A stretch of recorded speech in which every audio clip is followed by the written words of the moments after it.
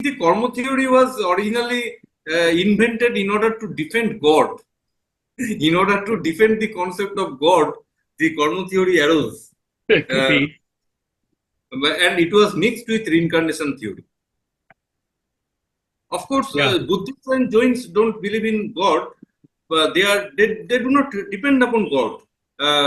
They also subscribe to this kind of karma theory eventually. That is something I was surprised because they are not dependent upon God.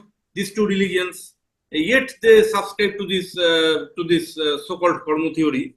That has disheartened me. Lord Buddha. Whether Buddha really taught this or not, I am not sure. Maybe after the death of Buddha, people distorted Buddha's teachings. Likewise, after the death of Lord Mahavir, people distorted the teachings of Jain philosophy. I wonder some distortions might have taken place over the centuries or even over millennia in the history of India. The same question arises with Jesus. I mean, is Christianity really what Jesus taught? We don't really know for sure. I think we're clear about Muhammad, but we're not even there. I think all these religions, the world religions, have developed since the founders, right? And it's not clear that the religions are really representing what the founders of the religion taught. I mean, it's really not clear. That's a very crucial point. I have been wondering about it. Whether even the textbooks of religion, the so-called religious scriptures, those scriptures, do they really represent the teachings of the original person, the original commentator? I wonder whether because it is not in the recent past. All those scriptures are coming from the distant past. How can you really verify? If you go to archaeology or something, how can you establish that it hasn't been distorted? Right. And I think to bring this back to reincarnation, this is a comment that was made a week or two ago. I'm not sure by whom. Elaine made this point. I think, I'm not sure, maybe not, that even with animism, you're starting where you start with you start with empirical reality, right? And animism is much more tied than the other religions to observations and experiences. But even with animism, there's movement beyond that, right? Where people then started taking the empirical stuff and then thinking about it, rationalizing it, and then you start moving into a more social, cultural sort of system, and it becomes more of a philosophical system rather than a scientific system, which is where you began with. And it may be that in all the religions, and the Eastern religions in particular still insist that they're based on experience, that they're somehow scientific, not in the way that we imagine Western science being, but there's a great insistence that this is based on experience, right?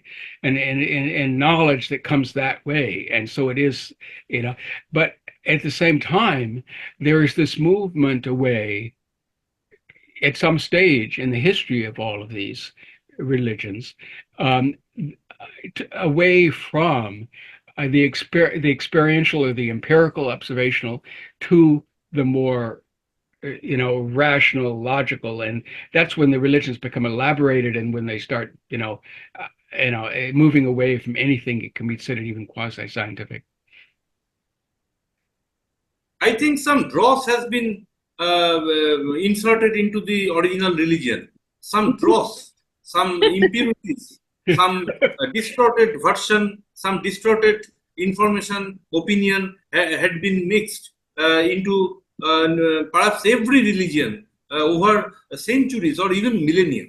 As far as Buddhism is concerned, it is about 2.5 millennia old. Lord Buddha was born about 2,500 years ago in what is called now Nepal, what is today called the country of Nepal. At that time, it was in the Greater India. It was in the it was inside India when Buddha was born. So I know that Buddha is Indian. But in modern geography, Buddha's birthplace belongs to another country called Nepal. Anyway, Buddha migrated from Nepal to what is called Bihar province in India. A province, my adjacent province, Bihar.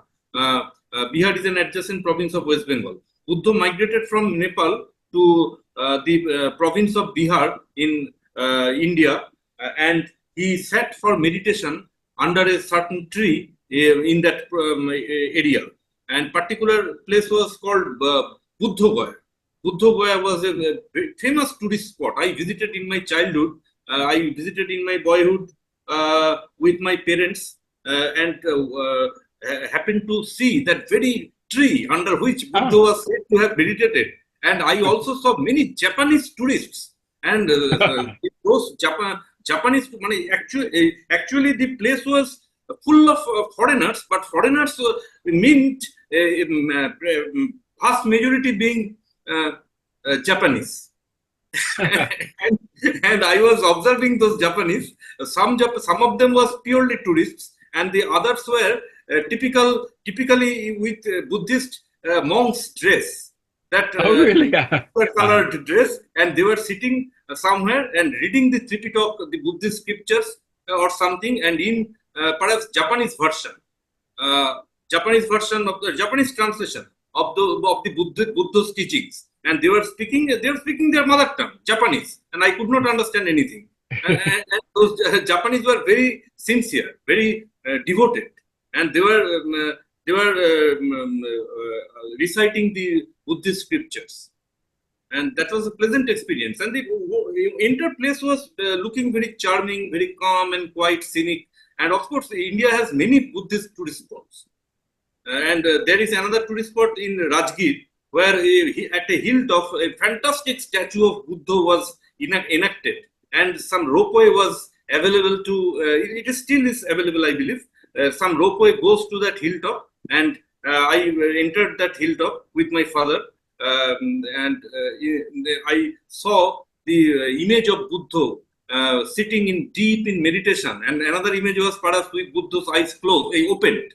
Some sculpture was with Buddha's eyes closed, and another sculpture was with Buddha's eyes open.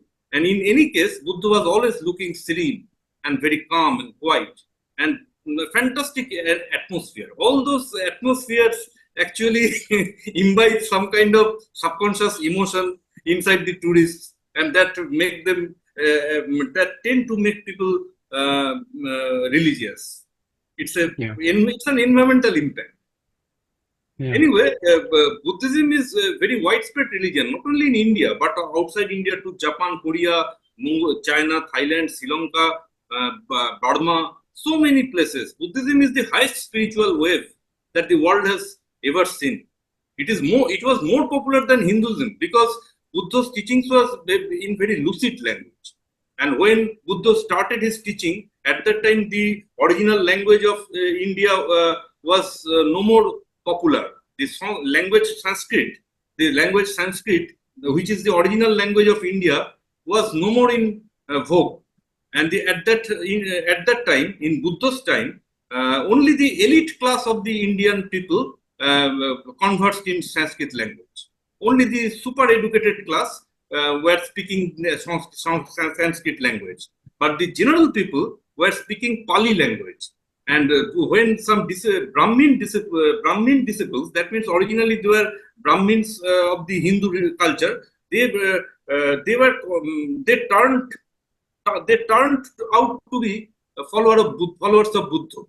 Those originally Hindu Brahmins became followers of Buddha.